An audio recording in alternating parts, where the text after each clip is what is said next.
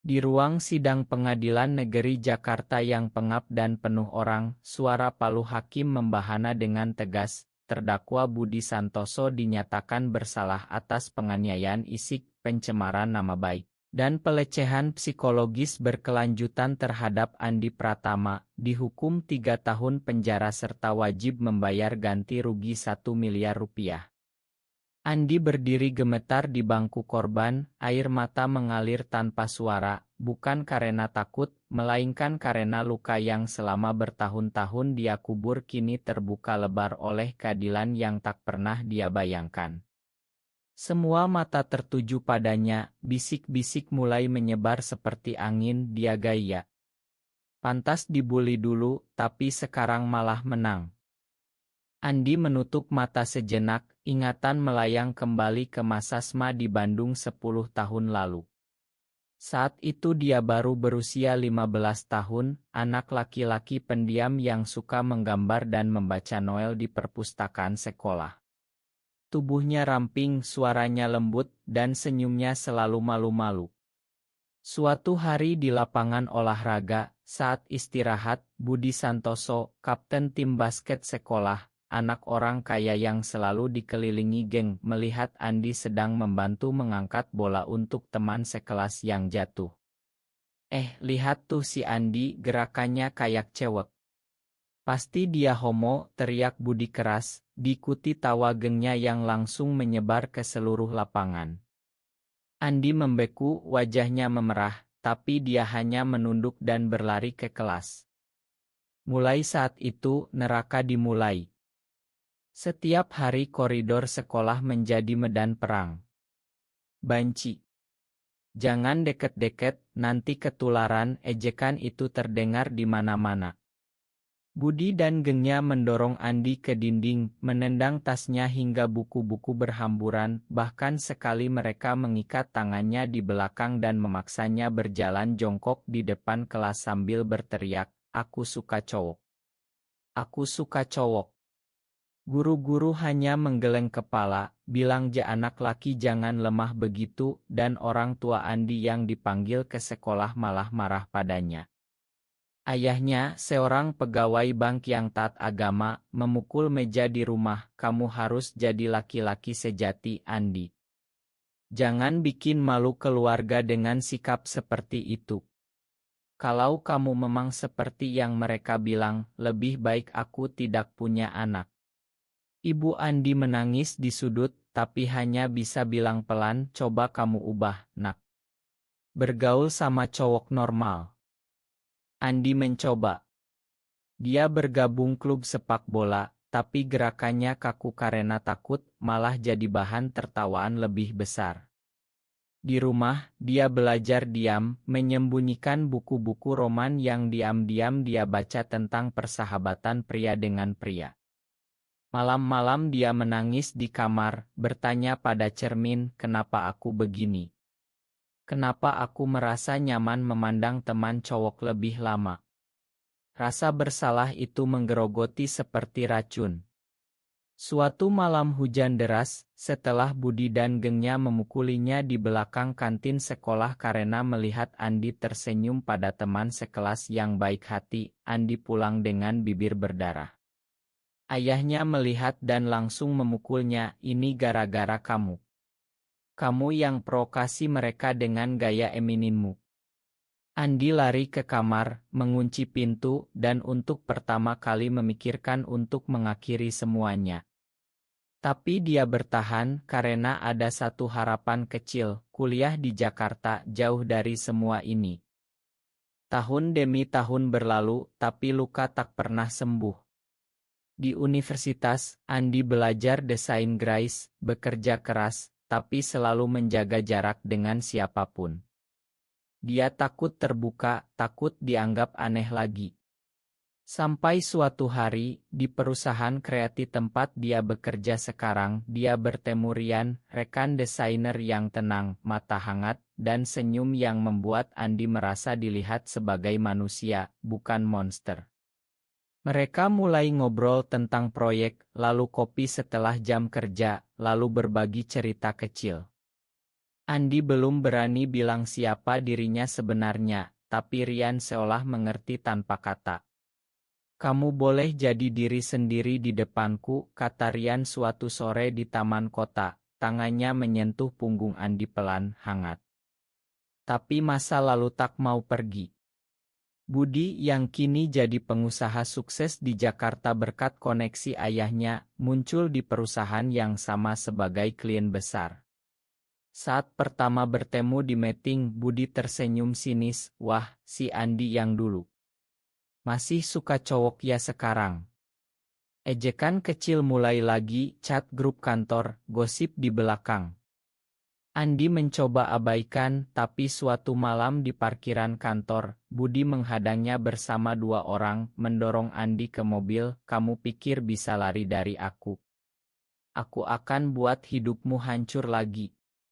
Andi melawan, mendorong balik, Budi terjatuh dan kepalanya membentur bumper. Keesokan harinya, Budi melapor polisi, menuduh Andi menyerangnya dan mencuri dokumen perusahaan. Berita menyebar cepat, keluarga Andi menelepon marah, kamu lagi-lagi bikin masalah. Tarik laporan itu, Andi, jangan bikin malu kami lebih besar. Andi hampir menyerah. Di kantor polisi, dia duduk sendirian, tangan gemetar memegang surat panggilan sidang. Tapi Rian datang duduk di sampingnya, kita lawan bersama. Kamu bukan korban selamanya. Itulah titik balik. Andi merekrut pengacara hak asasi manusia, mengumpulkan bukti lama, oto memar sekolah yang dia simpan diam-diam, cat ejekan Budi baru-baru ini, saksi teman lama yang akhirnya berani bicara. Proses persiapan sidang penuh air mata. Andi sering terbangun malam, mimpi buruk tentang tendangan Budi, tentang ayahnya yang bilang kamu bukan anakku lagi. Tapi setiap pagi, dia bangun dengan tekad baru, kali ini dia tidak akan diam lagi. Sidang pertama berlangsung tegang. Jaksa membacakan dakwaan Budi terhadap Andi, media mulai memberitakan kasus perkelahian lama antara dua pria, salah satu dituduh gay. Keluarga Andi datang, tapi duduk di belakang dengan wajah malu. Andi berdiri memberikan keterangan pertama, suaranya pelan tapi tegas, saya sudah dibully sejak SMA karena saya berbeda.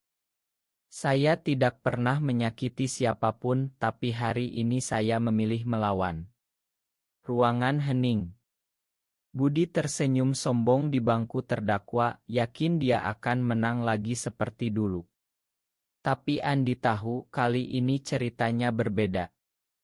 Persidangan berlanjut minggu demi minggu, tapi di luar gedung pengadilan, kehidupan Andi seperti roller coaster emosi.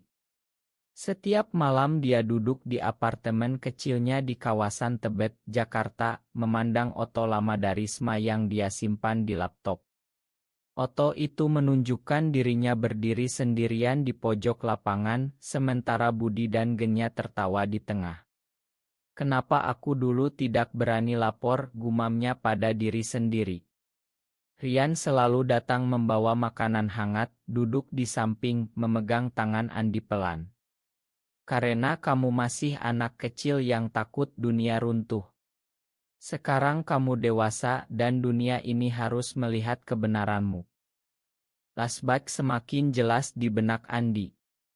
Di kelas 2 SMA, saat ulangan matematika, Andi duduk di belakang seorang cowok bernama Dika yang ramah. Mereka sering bertukar catatan dan suatu hari Dika meminjamkan pulpennya dengan senyum. Andi merasa jantungnya berdegup aneh, hangat yang belum pernah dia rasakan. Malam itu di rumah, dia menulis di buku harian rahasia, apakah ini yang namanya suka? Tapi ayah bilang dosa besar. Keesokan harinya, Budi melihat mereka berbicara dekat, dan rumor meledak. Andi naksir Dika. Homo alert. Budi memposting di grup kelas, meski saat itu belum ada medsos kuat, tapi mulut-mulut menyebar lebih cepat. Dika menjauh ketakutan dan Andi kehilangan satu-satunya teman baik. Di rumah, tekanan semakin berat. Ibu Andi menemukan buku harian itu saat membersihkan kamar. Dia menangis, "Nak, kamu harus berubah. Kita keluarga baik-baik, jangan sampai tetangga tahu." Ayah Andi membakar buku itu di halaman belakang. "Mulai hari ini, kamu ikut pengajian setiap malam. Biar setan ini keluar dari dirimu." Andi ikut, duduk di masjid dengan kepala tertunduk, tapi dalam hati dia bertanya, "Kenapa Tuhan buat aku begini kalau ini salah?" Pengajian tak mengubah apapun, malah membuatnya semakin tertekan. Di sekolah, Budi naik lel. Dia dan gengnya sekali menjebak Andi di toilet, menyiramnya dengan air kencing sambil rekam video pendek yang beredar di web siswa. Andi absen 3 hari, bohong sakit perut, tapi ibunya tahu dan hanya bilang, "Kamu yang cari sendiri." Tahun ketiga SMA, Andi hampir putus asa. Nilainya turun, dia sering sakit karena stres. Saat ujian akhir, Budi sengaja menabrak mejanya hingga kertas jawaban berantakan. Guru memarahi Andi, "Kamu selalu bikin keributan." Lagi-lagi dia yang disalahkan. Malam sebelum wisuda, Andi duduk di atap rumah, memandang langit Bandung yang penuh bintang, berpikir untuk melompat. Tapi suara ibunya memanggil dari bawah, "Makan malam, Nak," membuatnya turun. "Aku harus lulus dulu baru pergi jauh," janjinya dalam hati. Di Jakarta, setelah kuliah, Andi berhasil dapat kerja di agensi desain ternama. Dia tinggal sendiri, mencoba bangun hidup baru. Tapi Budi muncul lagi sebagai klien. Awalnya Budi pura-pura tak ingat, tapi di meeting kedua, dia bisik di telinga Andi, "Masih ingat aku ajarin kamu dulu? Jangan sok lupa." Andi diam, tapi mulai merekam setiap percakapan diam-diam dengan ponsel. Saat insiden parkiran itu terjadi, Andi sudah siap. Dia otoluka di tubuhnya, rekam suara ancaman Budi, dan langsung ke polisi dengan bukti awal. Tapi masyarakat tak mendukung. Berita di medsos, desainer gay serang pengusaha sukses, komentar penuh kebencian, "Dasar kaum itu," selalu bikin rusuh. Keluarga Andi datang ke Jakarta, ayahnya marah besar di apartemen, "Tarik semua laporan. Kamu mau hancurkan nama baik keluarga karena gaya hidupmu." Ibu Andi menangis, "Kita sudah bilang dari dulu ubah dirimu." Andi berdiri tegar untuk pertama kali, "Ini bukan gaya hidup, ini siapa aku. Dan aku tidak akan diam lagi." Mereka pulang dengan pintu dibanting. Andi duduk sendirian, menangis, tapi Rian datang malam itu, memeluknya lama tanpa kata. "Kamu kuat, Andi. Aku di sini." Di persidangan minggu kedua, saksi pertama dari sekolah lama dipanggil. Teman lama Andi, sekarang sudah menikah dan punya anak, berdiri dengan suara gemetar, "Saya lihat sendiri Budi memukul Andi berkali-kali. Kami semua takut bicara dulu karena Budi anak orang berpengaruh." Budi tertawa sinis, "Itu cuma guyonan anak sekolah." Tapi hakim mencatat. Andi merasa beban sedikit ringan. Malam itu, dia dan Rian jalan di Monas, tangan mereka bersentuhan pelan di kegelapan. "Terima kasih sudah percaya padaku," bisik Andi. Rian tersenyum, "Kamu pantas bahagia." Sidang memasuki akhir pemeriksaan bukti, dan Andi merasa seperti sedang menjalani terapi terpanjang dalam hidupnya. Setiap kali dia berdiri di depan hakim, dia harus mengulang cerita yang menyakitkan, bagaimana dia dulu berusaha menjadi normal dengan pacaran pura-pura dengan teman perempuan di SMA, tapi Budi tetap mengejek, "Itu cuma kamulase." Keluarganya semakin menjauh, saudara kandungnya bahkan tak mau bicara di telepon. Tapi di kantor, rekan kerja mulai mendukung diam-diam, beberapa kirim pesan, "Kamu berani, Andi. Kami di belakangmu." Flashback ke masa kuliah di Jakarta, Andi tinggal di kos sederhana di Kemang, belajar keras, tapi malam-malam dia sering sendirian menonton ilmu tentang orang-orang seperti dirinya yang disembunyikan. Dia bertemu komunitas kecil secara rahasia melalui forum online, tapi selalu takut ketahuan. Suatu hari di kampus, dia melihat poster kelompok diskusi penerimaan diri, dan diam-diam datang. Di sana dia mendengar cerita orang lain, merasa tidak sendirian. Tapi saat pulang, dia masih menyembunyikan semuanya dari keluarga. Mereka tidak akan mengerti, katanya pada diri sendiri. Ketika Budi muncul sebagai klien, Andi sudah punya pacar diam-diam, Rian. Mereka bertemu di kai kecil dekat kantor, berbagi cerita desain, lalu cerita hidup. Rian berasal dari keluarga yang lebih terbuka di Yogyakarta, meski tetap hati-hati.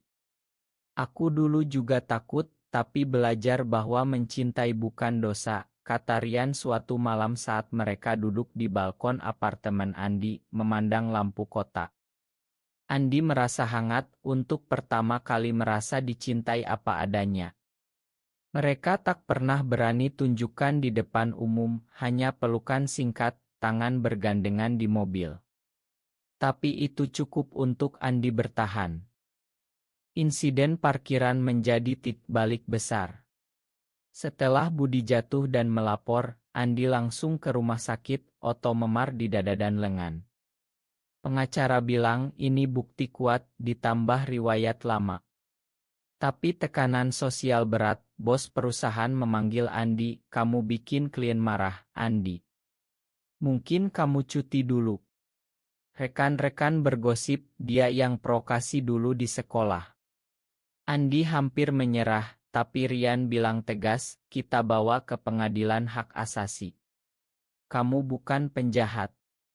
Mereka menghabiskan malam-malam menyusun dokumen, Andi menangis saat mengingat setiap pukulan, tapi Rian memeluk, lepaskan, sayang. Ini langkah ke depan. Di sidang ketiga, video rekaman ancaman Budi diputar. Suara Budi jelas, aku akan hancurkan kamu seperti dulu. Hakim mengerutkan kening. Budi membela diri, itu hanya candaan. Dia yang dorong saya duluan. Tapi saksi kedua, mantan anggota geng Budi yang sekarang menyesal, berdiri, saya ikut memukul Andi dulu karena takut dicap sama. Ma, Andi. Ruangan gempar. Andi merasa dada lega, seperti beban puluhan kilo hilang. Malam itu, dia telepon ibunya, Bu, aku baik-baik saja. Aku hanya ingin keadilan. Ibu menangis di ujung sana, hati-hati, nak. Persidangan semakin panas saat media nasional mulai liput. Judul berita korban bullying guys pengusaha kuat. Komentar terbagi, ada yang dukung Andi, banyak yang hina. Andi belajar mengabaikan fokus pada Rian yang selalu ada.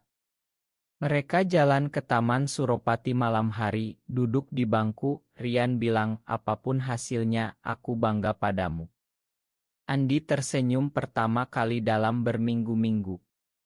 Di dalam dirinya, krisis identitas mulai berubah menjadi kekuatan, aku bukan monster. Aku hanya manusia yang mencintai. Persidangan memasuki puncak dengan pemeriksaan silang. Pengacara Andi bertanya pada Budi, apakah Anda pernah memukul korban saat SMA karena menduga orientasinya? Budi gelagapan, itu cuma guyonan anak muda. Tapi bukti cat lama yang ditemukan teman lama membuktikan sebaliknya. Andi duduk mendengarkan, hati berdegup, mengingat setiap momen, bagaimana dia dulu sembunyi di perpustakaan agar tak ketemu Budi, bagaimana nilai raportnya jelek karena stres, bagaimana dia hampir gagal masuk universitas karena trauma. Di luar sidang, kehidupan pribadi Andi berkembang pelan. Rian mengajaknya ke acara kecil komunitas seni rahasia di Jakarta Selatan, di mana Andi bertemu orang-orang yang mengalami hal sama. Mereka berbagi cerita tanpa nama, dan Andi merasa didengar. "Kamu berani melawan, itu langkah besar," kata salah seorang. Andi pulang dengan semangat baru. Di kantor, bos akhirnya mendukung diam-diam setelah melihat bukti, memberi cuti khusus untuk sidang. Keluarga mulai goyah. Ibu Andi datang sendiri ke Jakarta, duduk di apartemen sambil menangis. "Ayahmu marah, tapi aku khawatir kamu." "Ceritakan semuanya." Andi bercerita panjang lebar, dari ejekan pertama sampai insiden parkiran. Ibu memeluknya untuk pertama kali setelah bertahun-tahun. "Makan ibu yang dulu diam saja. Itu air mata penyembuh." Ayah masih diam, tapi setidaknya tak menghalangi lagi. Budi mulai panik di sidang. Saksi ahli psikolog dihadirkan, menjelaskan trauma jangka panjang korban bullying, homofobia, depresi, rendah diri, sulit percaya diri. Andi berdiri memberikan testimoni panjang, suara tegas, "Saya hampir bunuh diri karena ini. Tapi hari ini saya berdiri di sini bukan untuk balas dendam, tapi untuk bilang pada semua anak seperti saya dulu, kalian tidak sendirian." Ruangan hening total. Bahkan hakim kelihatan terharu. Malam setelah itu, Andi dan Rian pergi ke pantai Ancol, duduk di pasir, memandang laut.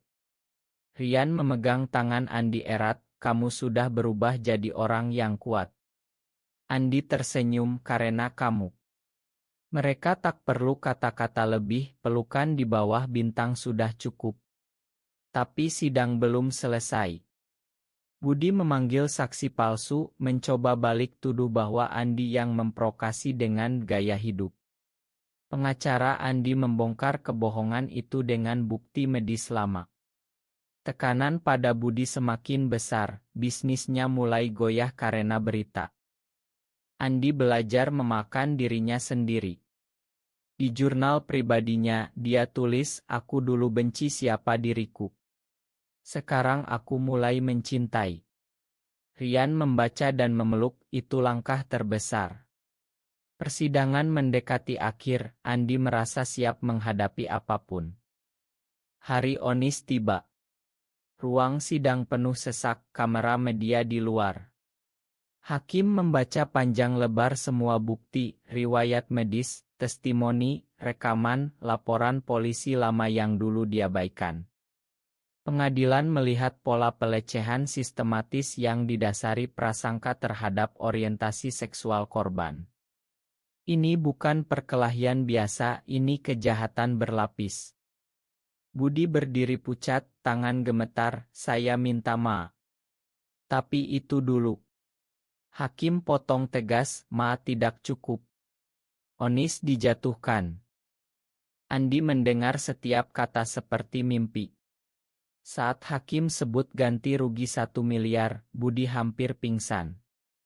Andi menangis bahagia, pelukan pertama dengan Rian di luar sidang, di depan kamera meski malu. "Kita menang," bisik Rian. Berita meledak, keadilan untuk korban bullying gay di Indonesia. Komentar berubah, banyak dukungan, meski masih ada yang menentang. Tapi kemenangan bukan akhir.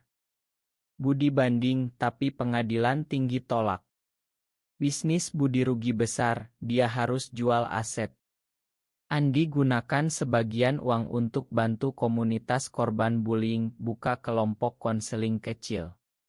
Keluarga mulai pulih, ayah Andi akhirnya telepon, "Aku bangga kamu berani." Ibu datang rutin ke Jakarta. Andi dan Rian semakin dekat. Mereka liburan ke Bali pertama kali, jalan di pantai Kuta, tangan bergandengan saat senja. "Ini mimpi yang jadi nyata," kata Andi. Rian jawab, "Kita buat lebih banyak mimpi." Andi merasa tumbuh, dari anak takut jadi pria yang menerima diri, membantu orang lain. Dia bicara di seminar kecil, "Jangan diam saat dibully. Suara kalian penting." Masyarakat masih berubah pelan, tapi cerita Andi menginspirasi banyak anak muda. Dia terima pesan dari remaja di luar Jawa, "Terima kasih, Kak. Saya sekarang berani cerita ke orang tua." Andi tersenyum baca itu.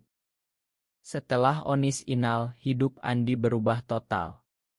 Dia promosi di kantor, jadi kepala desainer, karena bos lihat keberaniannya. Budi menjalani hukuman, dan rumor bilang dia belajar banyak di penjara tentang empati. Andi tak dendam lagi, dia kirim surat balik, "Semoga kamu juga sembuh dari kebencian." Dengan Rian, mereka pindah ke apartemen lebih besar di Jakarta Selatan. Malam-malam mereka masak bersama, tertawa, berbagi mimpi. Suatu akhir pekan, mereka ke Bali lagi, berdiri di pantai Sanur saat senja, pelukan hangat, ombak menyapa kaki. "Aku mencintaimu," kata Andi pertama kali dengan lantang. Rian balas peluk lebih erat, "Aku juga, selamanya." Andi rekonsiliasi penuh dengan keluarga. Ayah datang ke Jakarta, lihat apartemen, peluk Andi, makan ayah yang dulu buta.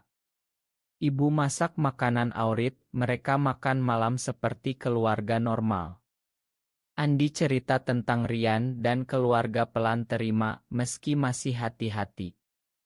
Andi buka yayasan kecil bantu korban bullying, beri seminar di sekolah-sekolah dengan IN. "Keadilan bisa datang, tapi kita harus berani minta," katanya pada audiens muda. Ceritanya jadi buku kecil yang dibaca banyak orang. Di pantai Bali itu, saat matahari terbenam, Andi pandang Rian, hati penuh syukur. Dari korban jadi pemenang, dari benci diri jadi cinta diri. Tapi dia tahu perjuangan belum selesai untuk banyak orang. Apakah keadilan seperti yang Andi dapatkan selalu menang atas prasangka di masyarakat Indonesia, atau hanya keberuntungan bagi segelintir orang? Benar atau salah?